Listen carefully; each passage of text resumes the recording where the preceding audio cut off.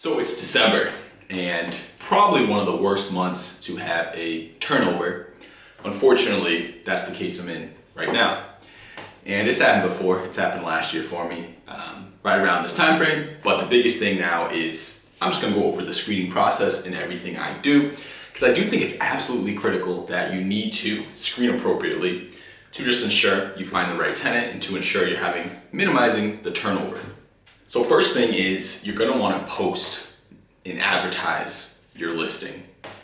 That's gonna be through Craigslist, but I actually just learned that if you do it twice in 48 hours, I believe it's $5. But if you do it every other day, then it's free.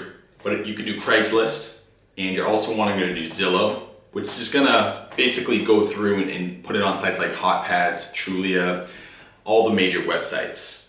And all that is free advertising. What you wanna include, the square footage, bed, bath, if you're including all the appliances, what the tenant pays, and that's gonna be if it's gas, if the tenant is paying, well, the heating, the gas, the electricity, the internet, cable.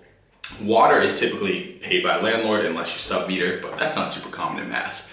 You wanna include that. You wanna include the location, the benefits. You wanna include off-street parking or driveway parking. That is off-street parking, actually. You wanna include all the features and benefits of your unit.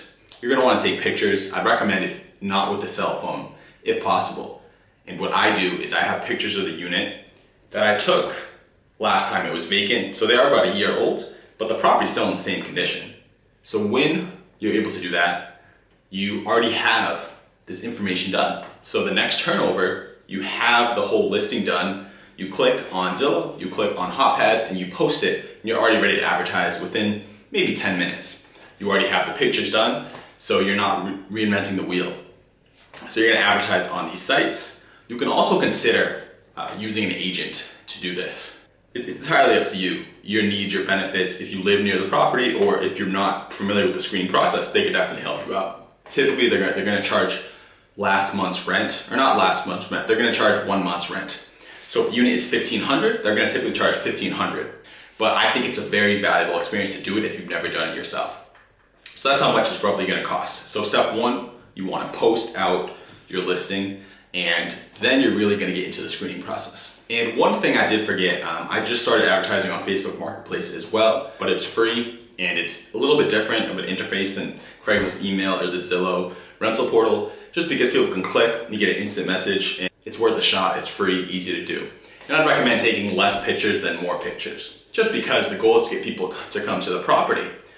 I wouldn't recommend 30 pictures or anything crazy like that. I'd probably say 3 to 6, depending on the size of the property. Less is more when it comes to pictures. Now the screening process. This is where, if you've never done this, it's gonna take you a lot of time, but it's also gonna save you by having minimum standards. So anyone who wants to see the property needs to pass minimum standards.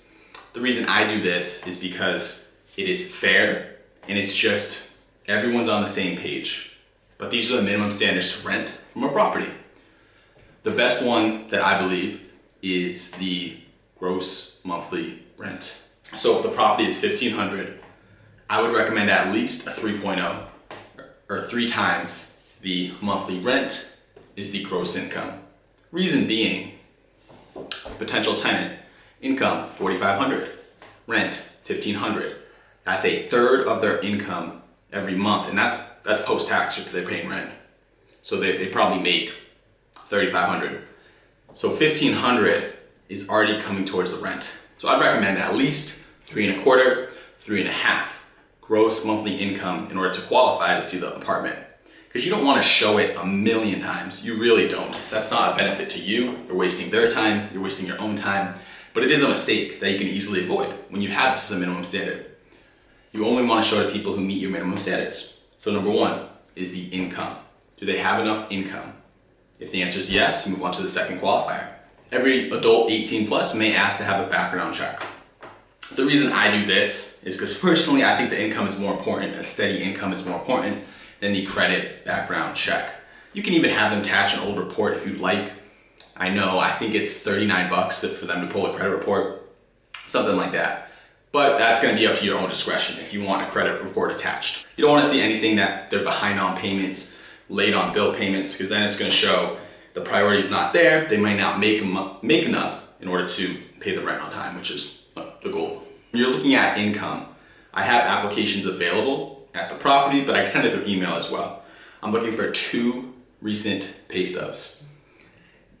A red flag is if they just switched jobs and they don't have verifiable income, or they only have one source of income and they don't have 2 recent pay stubs, and they're switching apartments. There's just a lot of changes going on and they're trying to move super quickly, or they're very aggressive when calling me. Not aggressive, but they call me multiple times throughout the day to try to see the property. One thing you can do as well is I don't post, my phone number when doing the rental. Everything's done through email, just because it saves a lot of time. They inquire, I send them minimum standards. If they pass minimum standards, boom, they can see the property. If they don't pass minimum standards, they will not see the property. Next, I have no smokers, no pets in my units. Reason being, smoking, that's just not a fit. I'm not a fan. I just don't see, I do it outside, stuff like that. That's personally something I don't want. If they smoke inside, they're just gonna get all over the walls, you get buildup. It just can't benefit you as the property owner. And the pets, some people would be okay with that. But in reality, it's possible over time they can deteriorate small things such as cats, doors. You have the window posts, the door frame, they could scratch that. That was really bad animation, but they could scratch that over time. One thing I also add on there is we limit the number of occupants 2 per bedroom per state law. The reason I do this is just because it's a state standard, and in Massachusetts at least, where if it's a 1 bedroom, boom, 2 people could go there max. If it's a 4 bedroom, boom, 4 people, 3 bedroom, 6. And it also gives you an idea as well of how many people are going to be looking at the property. When they come to the property, I let them see the property. They can stay as long as they want. I do what they call the landlord open house, where I'm going to invite hopefully 4 parties, 4 to 6. And I know if I invite 4 to 6, probably half of them are actually going to show up. Unfortunately, that's the case. I've done things where I set up 2 and none of them show up, and it's just a waste of time. You have the tenants leave the property, no one's there, you only have 2 people come by. So I would recommend 4 to 6. You'll probably get 2 to 4 people that come into the property, 2 to 4 different sets in about a 30-minute time span. They take a look at the property. If they want, applications are there. My application is more lengthy than I've seen ones online. The ones online are about 1 page, super short. Mine is probably about 4. And the reason being is it's very thorough. Since I just want to confirm, I'm going to call their references. I'm going to call to verify their income. You're going to call their past landlord. And you want to make sure they fill it out in full. If it's not filled out in full, do you think there's something to hide, right? I make a point on there. Applications that are not filled out in full will not be accepted. Everything needs to be on here, since everyone who's rented from me before has filled out the same exact application. So with that information, you're going to see basic stuff. You're going to see their info, and I'm going to have them attach their driver's license as well. Basic things such as, their income, where they work, their supervisor's name, attached to pay stubs, previous rental history, where they currently live, how long have they lived there, landlord information, best number to contact, and let them know the landlord I'm going to be contacting them. Just because when you do have a turnover, the other landlord likely is going to want at least a 30-day notice. So if someone wants to move in within a week or some situation and they're not currently renting, that might be a red flag if they want to move super quick, but they don't want you to call the landlord. So just something to keep in mind as well. When you are looking at these applications, they need to be done in full, and your job is to verify everything so you make the right choice. If you do that, you likely will find a good tenant, and that's the goal, right? The reason you screen and the reason you want to find the right tenant is so that they're there long term, and likely if you treat the property right and you do everything right as a landlord or a property manager, whatever you want to call it, they're likely to stay longer.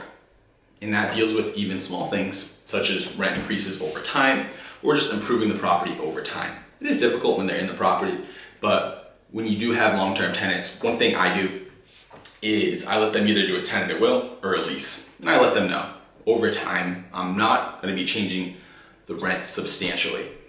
The only thing I'll do if it's a yearly lease is I'll increase it probably 3% the next year just to do with taxes and the increased assessed value on the property. But 3% is not a substantial increase. It's my goal is to find a market, right? When you look at the market, your goal is to have no vacancy, just because every week it's vacant. If it's $1,500 a month, that's roughly, I believe, $43 a day, give or take. So when you look at it like that, it's a week. It's actually higher than that. I did the math wrong. But when you look at it like that, your goal is to fill the property, find the right tenant, and when they do move-in day, you're going to be going over the lease with them, giving them all documentation and paperwork. And I use an app. It is called Genius Scan, which is phenomenal. I keep an e-copy of the lease, and they get the signed hard copy. I'll also email them a copy, and we go over everything. They sign everything, and that's when I do collect, first, last, and if they're in the middle of the month, I prorate it. I don't do security deposits. And that's my own personal take. There are very specific laws in Massachusetts with security deposits, and unfortunately, I think in my judgment, I choose not to do them. But you're absolutely able to do them. In Mass, you're able to do first, last, security, lock. In total, if the property is $1,500, that's around $4,500. They come in out of pocket when they are moving into the property. So, I know this video is pretty long, but hopefully you have a better idea of exactly the screening process that I personally use when I'm looking to screen, and I'm doing it right now, looking to screen potential folks to come live in a unit. And if you did, drop a comment. I'll definitely respond to every comment here. Hope you found it helpful. Give it a like, and I'll see you in the next one.